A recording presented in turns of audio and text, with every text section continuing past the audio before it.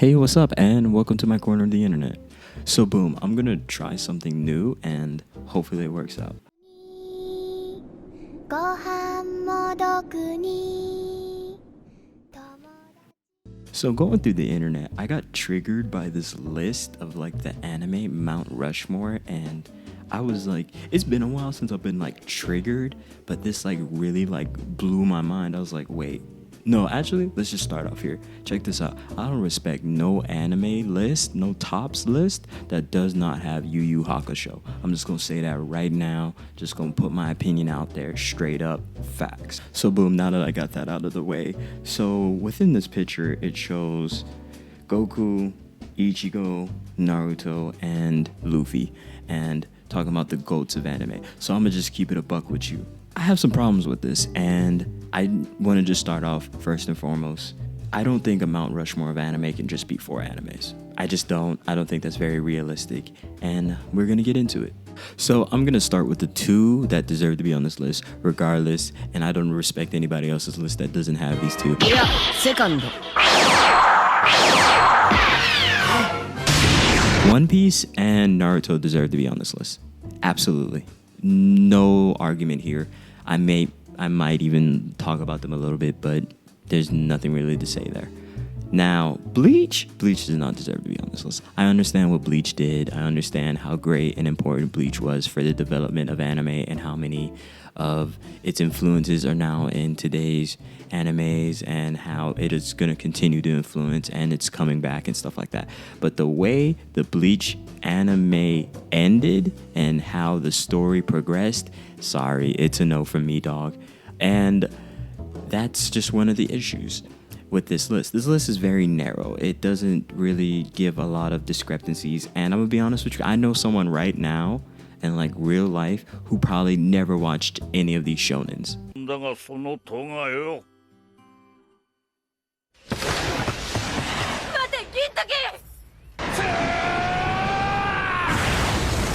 Now, time for the difficult one. I don't think Dragon Ball should be on this, personally, and I am going to get crucified for this, but I don't think after Dragon Ball Z, after the Cell arc, I'm gonna be honest with you, Dragon Ball Z isn't interesting after that.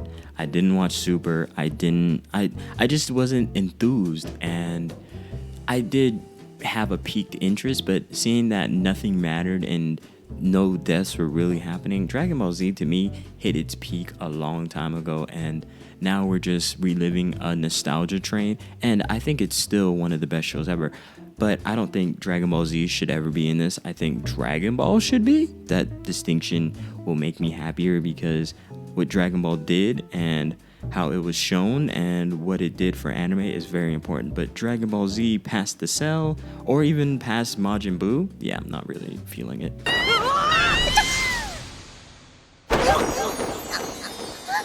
So here's one of my other issues with this GOATs of anime list. It's just 4. 4 does not sum up how many animes influenced and shaped the genre.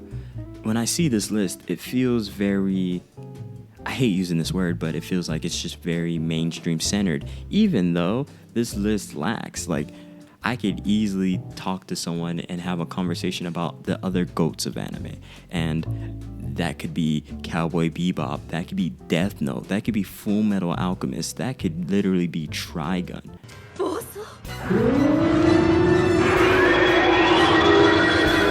This list narrows down the scope of anime, and I don't really like it that way. You could say GOATs, but I could equally argue that Cowboy Bebop has influenced anime way more than some of these people on this GOATs of anime list. And I would like to speak about some of these animes, like I can be a little bit objective and say some of my favorites wouldn't make an all-time list because most of my favorites are actually unfinished anime, like D-Gray Man, like Hunter x Hunter. Like, if we're just saying finished anime, I don't think I have a problem with excluding those, but I think those anime were really pivotal within the mainstream or in the anime genre and stuff like that. That's what really triggered me about this list, because what about the people that love Fruits Basket? What about the people that love only like drama, slice of life? Like, there's seriously a lot of people that actually never watched some of the big 3 or Dragon Ball. There's some people that only watch like Sailor Moon, and I am somewhat part of that. I got into shonen literally when I was a teenager. I didn't really know anything about shonen. I was watching Sailor Moon, Shinchan. There's a couple others. I had no idea what shonen was for the most part.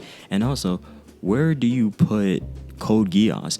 Code Geass used to really influence. Everyone wanted the red eye. Everyone wanted stuff like that.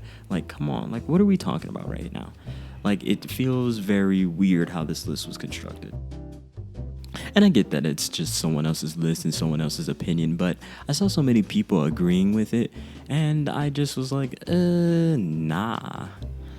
But once again, it's just a list, and I got a video out of it just to talk about it. But I would like to also mention, like, Full Metal Alchemist is one of those underrated shows that I can't wait to make a video on, and I'm just so glad that I get to mention it beforehand.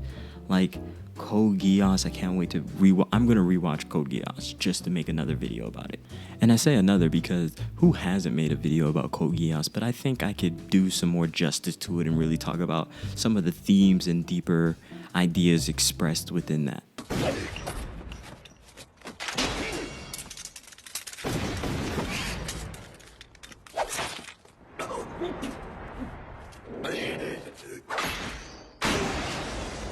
And what about everyone that was obsessed with Angel Beats? I forget. Angel Beats was like so emotionally charged, a little dramatic, but I think the show had a lot of good points to it. Then like Higurashi, like I remember when I first saw that. Listen, regardless, I think that should be on some list in some point or in some conversation. Ghost in the Shell. A lot of people loved watching those. Those are a little darker, noir inspired type shows. Like there's so many other genres that need to be talked about, and when you say goats of anime, it feels a little too limiting. That's why I think top 10 should be the norm for anime, because there's so many different genres that were influential. And what about the people that loved Inuyasha? Like, that's something to be talked about. I haven't seen the new stuff that's coming out with Inuyasha, but I am super excited to like delve into that corner. I just got to finish like schoolwork because I took summer classes like an idiot, but hey, whatever. I'll do it when I do it.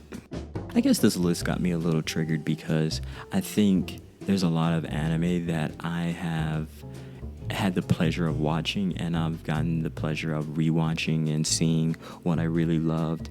And I went back. I really did go back, and I had some great experiences, some great memories, and I'm enjoying the fact that I just pick whatever anime I want or whatever just like comes to mind, and I just delve into it. Like, that's kind of really cool for me. And this list triggered me because, once again, if you don't have Yu Yu Hakusho in your goats of anime, like say if it's, for instance, it's like a top 5, if I don't see Yu Yu Hakusho, your list is automatically invalid. Just keep it a buck. Well, like when you talk like shonens, Yu Yu Hakusho should be up there.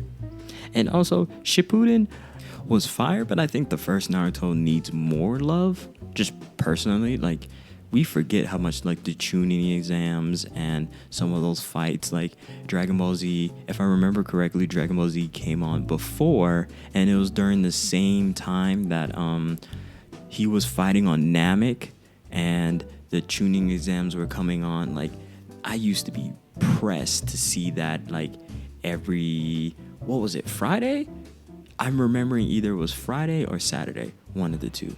But regardless, like there's so many anime that I am like going down the rabbit hole of experiencing, and this list like brought it up to me, and it made me revisit some of my favorites, some of my ideas. And personally, I wonder what everyone else's criteria is. I wonder what everyone else's top 10 is, because a Mount Rushmore is too small. It's absolutely too small. But this is something to be thankful for, because it made me remember and really harken back to all the animes that I loved and had a great experience with, and some of the new ones that I'm like really enjoying, and I can't wait to make videos on. And hopefully I jogged your memory to some old animes that you watch or haven't seen, because I think there should be like a crash course in anime. I think there's some animes that you should see and watch, and I might think about making it. And I'm getting really close to the point where I'm confident enough to showcase my top 10, it's a video in the future, but it's after I make a certain amount of videos and I talk about some of my favorites, and I might just put it all together and really give my reasoning. But anyway, if you like the video, if you have some criticism, if you want to argue with me, totally do it. Let's do this. And whatever, be easy. Please like, comment, and subscribe. Have a great day. Peace.